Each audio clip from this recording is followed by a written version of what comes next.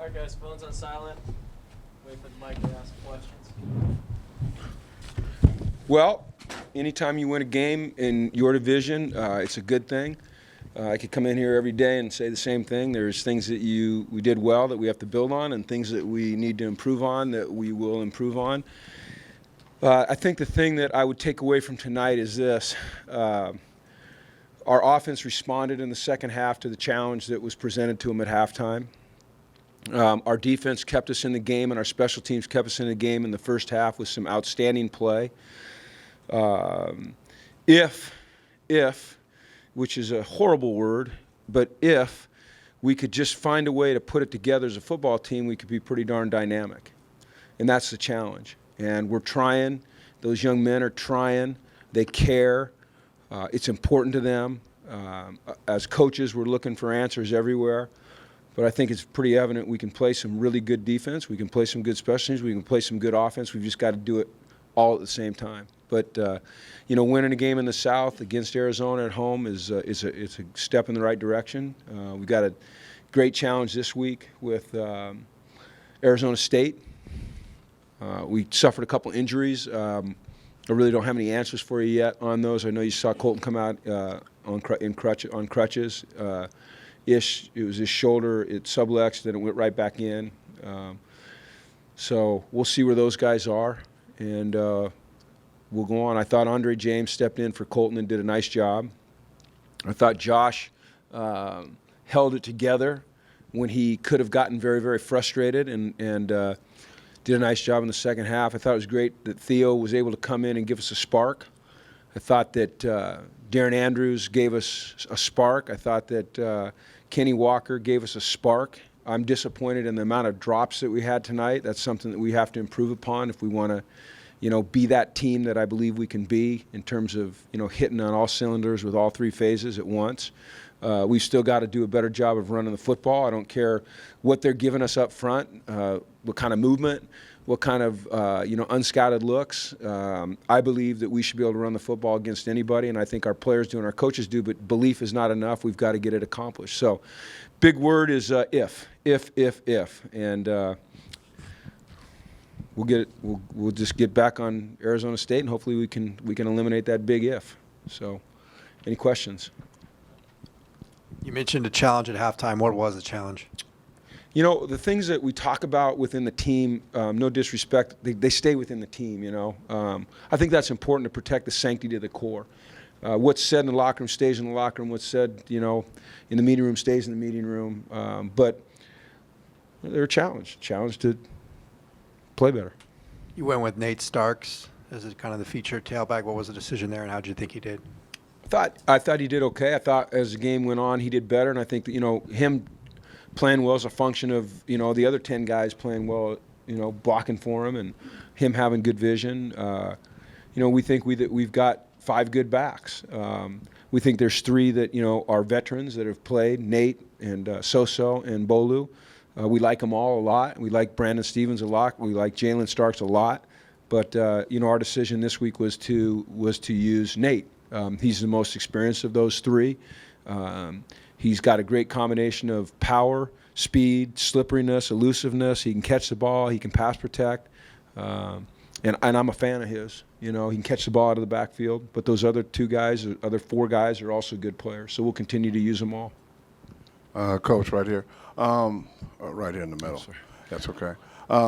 We've all seen Josh, make great throws, and obviously he's a great player. But tonight he was hitting on the run, falling down, doing some things that we haven't seen, that I haven't seen. Yeah, here's what I see happening with Josh is I think our expectations of him are just incredibly high and sometimes unrealistically high.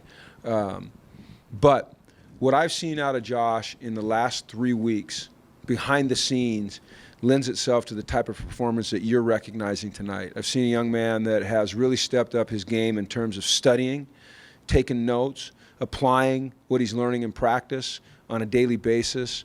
There's a process, there's a process to becoming a good player. And for Josh, for so long, it was so easy. He was just the best guy out there. And he just popped around and he just slung it to the open guy. Well, that's just not real football. And the talent's better around on the other side of the ball, and he's accepting that challenge, and he's really starting to get it. And when he gets it, he is something special. So he has to keep working at it.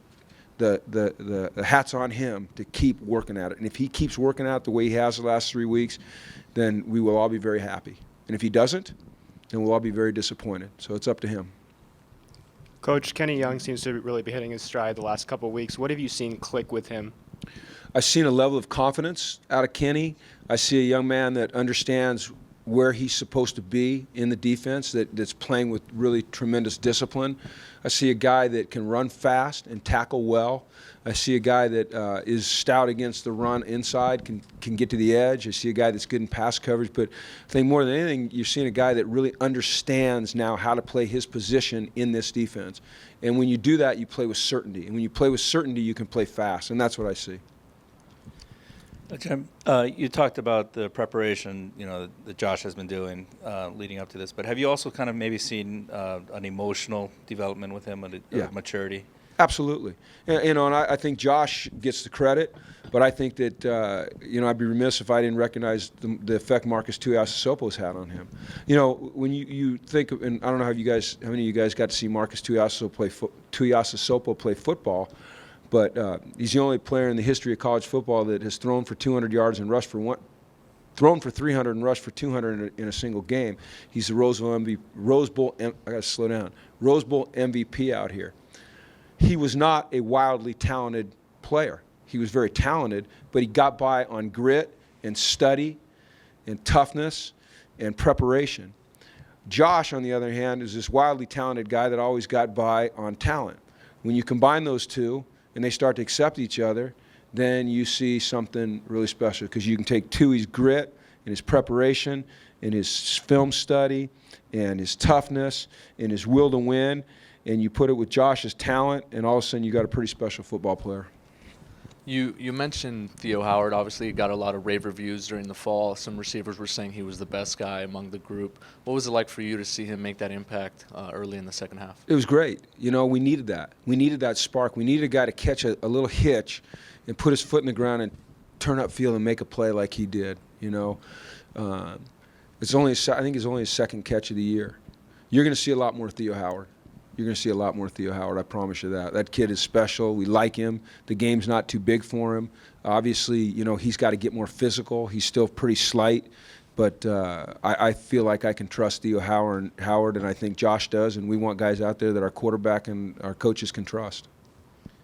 The unsportsmanlike conduct penalty that you drew, what happened there? I got a flag. Yeah, I know that. I just what triggered that? You know what? I'm going to take that up with the league and just leave it at that. It's, So you still have an objection to? Do I have an objection? Yeah. Yeah, that's an understatement. Coach, you made a change with taking out Ish in the return game, putting Randall and Adarius in. What was behind that decision? How do you think they did? Well, Ish got hurt on kickoff returns. That's why Randall went in on kickoff returns. On punt returns, they run that little rugby half roll stuff that people are starting to do because, they get these Australian guys and all that.